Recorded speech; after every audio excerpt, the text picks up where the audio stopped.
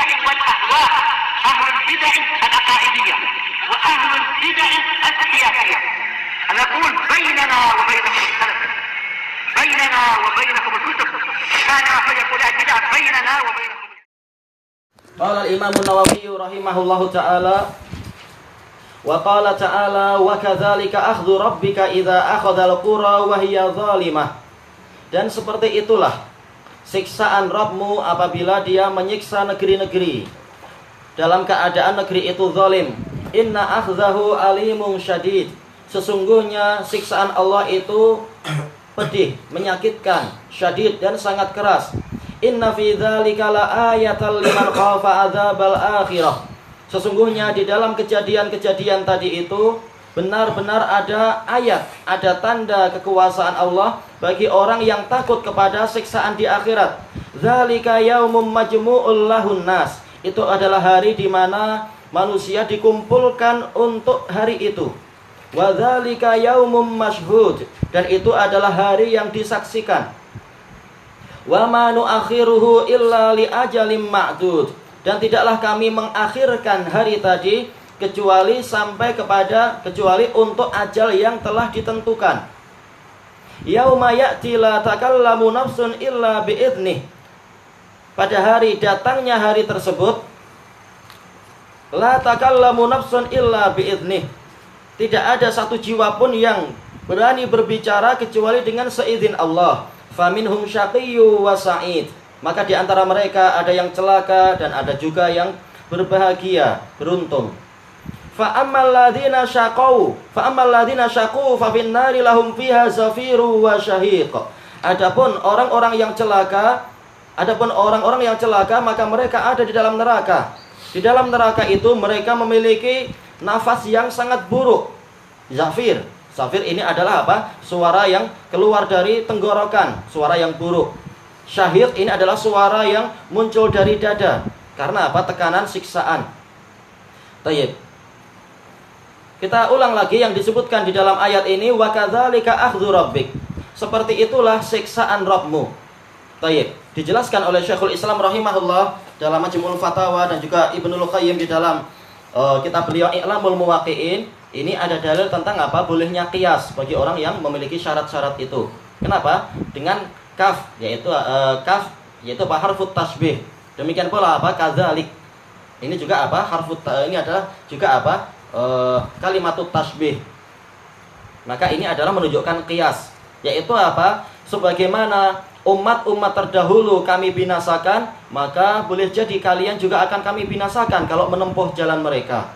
Oleh karena itulah maka disebutkan oleh Imam Ibnu Katsir rahimahullahu taala ketika menafsirkan ayat ini, maksudnya adalah apa? Sebagaimana umat-umat terdahulu yang kami ceritakan di dalam kisah surat Hud itu, mereka dihukum dan disiksa oleh Rabbmu, maka seperti itu pula siksaan yang akan menimpa negeri-negeri yang durhaka setelah itu. Makanya di sini Allah Ta'ala berfirman, wa kadzalika akhdhu rabbik. Siksaan Rabbmu idza akhadzal qura, jika dia menyiksa negeri-negeri. Dan ini ada dalil yang menunjukkan qaryah itu bukan hanya desa kecil seperti kampung batas ataupun ya kampung titik kerbau dan sebagainya, bukan. Tapi dia adalah negeri, dia adalah apa? Wilayah yang sangat luas. Kenapa? Karena Allah Ta'ala di dalam surat Hud ini membicarakan tentang apa itu? Dibinasakannya kaum Nabi Nuh. Dan ini adalah apa? Wilayah yang sangat besar, yang sangat luas. Demikian pula apa? Kaumnya Nabi Hud, yang mana mereka itu tinggal di wilayah Mahroh. Itu adalah wilayah yang sangat luas dulunya. Kalau sekarang apa? Jadi provinsi kecil-kecil. Kecil pun itu adalah besar, namanya provinsi. Bukan apa? Hanya satu kampung. Demikian pula yang berikutnya, yaitu apa? Penduduk negeri Hijr. Hijr itu juga wilayah yang sangat luas di Syam. Bukan hanya satu kampung kecil. Demikian pula yang berikutnya, yaitu penduduk negeri Sodom. Itu juga wilayah yang sangat luas. Tayyib, ini menunjukkan qaryah itu bukan hanya desa kecil kalau di dalam Al-Quran, tapi dia adalah apa? Wilayah yang sangat luas. Tayyib, makanya disebutkan Syam itu adalah qaryah juga di dalam apa? Hadis Abi Hurairah. Padahal dia adalah negeri yang besar yang sekarang terbagi menjadi sekitar apa? 6 negara itu. Tayyib, wahiyya zalimah. Wawunya adalah haliyah, menunjukkan apa? Kezaliman itu sudah ada sebelum itu. Jadi Allah Ta'ala sama sekali tidak menyiksa orang-orang yang tidak bersalah. Tapi apa? Siksaan itu hanyalah untuk orang-orang yang zalim. Tayyib. Kapan dikatakan zalim secara hakiki? Apabila sudah datang syariat, tapi mereka itu masih terus untuk durhaka, itu dikatakan zalim. Tayyib. Adapun kalau mereka itu masih jahil, belum paham apa-apa, belum tahu syariat, maka ini tidak dikatakan sebagai kezaliman secara hakiki. Tayyib. Makanya dimaksudkan wahya zalimah di sini adalah sudah datang hujjah, sudah tegak hujjah kepada mereka, tapi mereka yang sengaja berpaling. Yang seperti inilah yang akan mendapatkan siksaan oleh Allah Ta'ala, baik siksaan yang bersifat rohani ataupun yang bersifat jasmani. Inna akhzahu alimun syadid. Sesungguhnya siksaan Allah itu sangat pedih dan sangat keras. Dan disebutkan oleh Imam Ibnu Katsir, hadis muttafaqun alaih dari Abi Musa al-Asy'ari terkait dengan ayat ini. Rasulullah SAW bersabda, Innallaha la yumli lidzalim hatta idza akhadhahu lam yuflithu. Sesungguhnya Allah benar-benar memberikan penundaan kepada orang-orang yang zalim sampai apabila dia menghukum mereka ketika sudah mencapai tingkat kejahatannya, datang siksaan. Kalau Allah sudah menyiksa, maka Allah tidak akan melepaskan mereka lagi. Tayyib. Kemudian menyebutkan ayat ini. Tayyib. Inna fi dzalika la ayatal liman khafa adzabal akhirah. Sesungguhnya di dalam kejadian-kejadian tadi itu benar-benar ada ayat. Tapi Allah Ta'ala menjadikan ayat itu tidak berlaku untuk semua orang. Ayat ini hanya bermanfaat untuk orang-orang yang memiliki rasa takut. Maka dengan dalil ini dan beberapa dalil yang lain disebutkan oleh Ibnul Qayyim, ini menunjukkan bahwasanya yang mampu mengambil pelajaran dari ayat-ayat Allah adalah orang-orang yang punya rasa takut.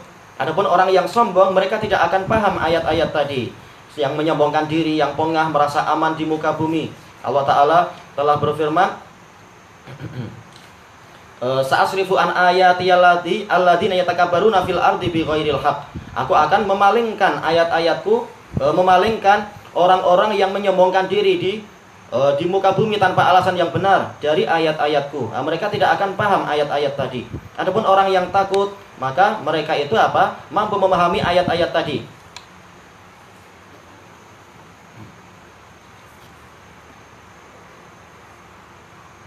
Baik. Kemudian khafa azabal akhirah, takut kepada siksaan akhirat. Maksudnya sebagaimana dijelaskan oleh As-Sa'di, yaitu orang-orang ini melihat bahwasanya di dunia saja orang yang zalim dia akan disiksa, apalagi nanti di akhirat. Kalau yaitu yang mana di akhirat itu betul-betul ada keadilan, betul-betul segalanya ditegakkan. Berarti keadilan itu ditegakkan.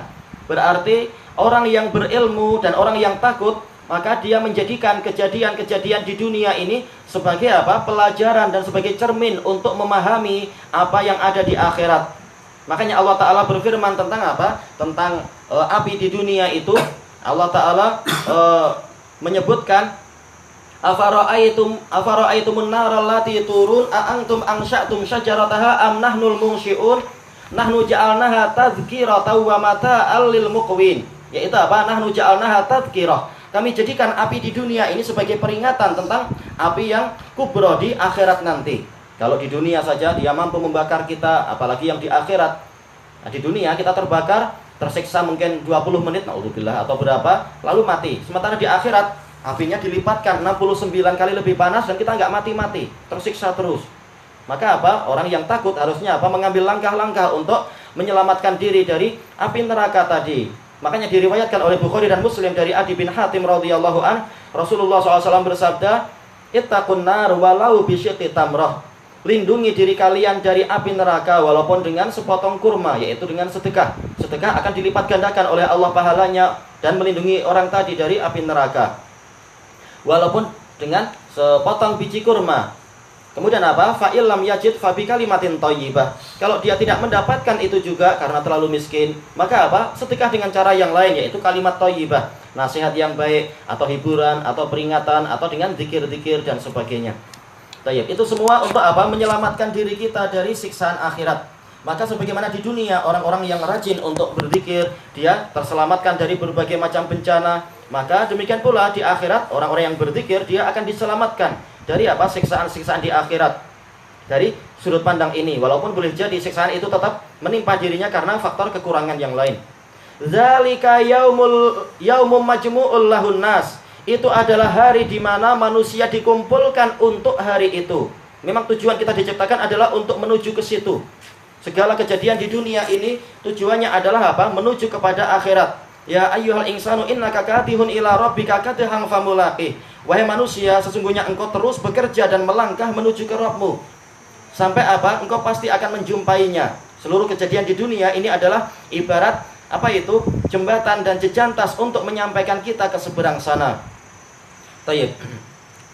Makanya Allah Ta'ala berfirman dalam ayat yang lain, afahasibatum annama khalaqnakum abatha wa annakum ilaina la turja'un fata'ala Allahul malikul haq, sampai seterusnya membahas masalah hari kiamat. Apakah kami menciptakan kalian untuk kesia-siaan dan kemudian kalian tidak dikembalikan kepada kami? Ini menunjukkan kehidupan dunia ini adalah sebagai apa? Sebagai langkah dan persiapan menuju kepada akhirat. Memang tujuannya adalah dikumpulkan ke sana. Tayyib. Kemudian apa? Wadzalika yaumum masyhud. Itu adalah hari yang disaksikan. Yaitu apa? Semuanya akan disaksikan oleh para malaikat, disaksikan oleh para bidadari, disaksikan oleh para syuhada dan makhluk-makhluk yang Allah jadikan sebagai saksi. Nah, kalau di dunia saja di hadapan saksi sedikit kita takut atas kesalahan-kesalahan kita. Bagaimana di hadapan seluruh malaikat, di hadapan seluruh nabi, di hadapan juga apa makhluk-makhluk mulia yang lain, dosa kita dibongkar, naudzubillah. Tentunya ini adalah sesuatu yang sangat memalukan. Baik. Makanya disebutkan apa? Ini adalah betul-betul hari yang sangat besar di dalam ayat yang lain. Wa ma nu'akhiruhu illa li ajalin ma'dud. Kita akhiri pembahasan sampai ayat ini insyaallah. Dan kami tidak mengakhirkan, tidak menunda itu kecuali untuk ajal yang ma'dud, yang telah dibatasi dan ditentukan, yaitu ajalnya mu'addad. Mu'addad dari sisi waktunya dan mu'addad dari sisi orang yang akan dipanggil. Dijelaskan oleh Imam Ibnu Katsir, maksudnya adalah tidak mungkin hari kiamat itu ditegakkan sementara masih ada nyawa-nyawa dan ruh yang belum mendapatkan tugas di dunia. Jadi selama masih ada ruh yang menunggu dan memang Allah menghendaki untuk ruh itu ke dunia untuk kemudian menjalankan tugas-tugas, maka selama masih ada ruh yang belum keluar ke alam dunia, maka hari kiamat itu belum ada. Baik. Oleh karena itulah ketika Imam Ibnu Katsir menafsirkan firman Allah Ta'ala, kullu nafsin dha'iqatul maut, setiap jiwa akan merasakan kematian. Beliau mengatakan, yaitu hari kiamat tidak akan ada selama apa? Selama masih ada ruh-ruh yang belum masuk ke dunia, ruh yang Allah kehendaki untuk apa? Ada beban amanah dan seterusnya. Sampai apabila ruh yang terakhir itu sudah dilahirkan dan nyawa yang terakhir juga sudah masuk ke alam dunia dan seterusnya, dan betul-betul mani yang terakhir sudah dipancarkan untuk menjalani kehidupan di dunia, kemudian semuanya mati, kemudian mencapai titik akhirnya, mencapai ajal waktunya, maka Allah akan menghancurkan dunia ini. Inilah yang dikatakan sebagai ajalun ma'dud, yaitu apa? Waktunya Allah hitung. Demikian pula apa? Ahlul ajalnya juga telah Allah hitung. Berapa orang yang akan masuk ke alam dunia, berapa triliun, berapa bilion dia dan sebagainya. Kalau sudah sampai ke angka terakhir yang telah Allah tentukan, akan datang hari tersebut, hari yang dijanjikan itu. Tayyib, inilah makna dari ajalin ma'dud. Tayyib, ilahuna wallahu a'lam.